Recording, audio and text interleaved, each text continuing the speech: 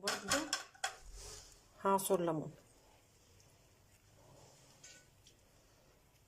ليمونه واحده كفايه. وتغيير في اكلان الرنجة، مش على طول ناكلها، مثلا نشوحها في الطاسة مثلا على النار، دي كده تغيير فيها بالشكل ده اهي. جميلة ازاي، انا فصصتها وشلت الشوك كله منها اهي، حتى تقطيعة الخضار فيها باينة وحلوة اهي. ممكن بقى تفرشي في الطبق جرجير وتقدميها عليها في طبق كده لوحده اللي انتوا عايزينه اهو بالشكل ده.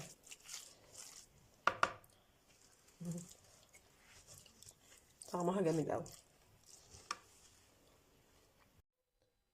كده هو طبق سلطة الرنجة خلص معانا بالشكل ده، شكله جميل ويفتح النفس ازاي. اتمنى ان انتوا تجربوه بطريقتي، واتمنى اللي يدخل القناة يعمل سبسكرايب للقناة ويفعل زر الجرس عشان يوصل كل اشعار باي فيديو بنزله. مع السلامة.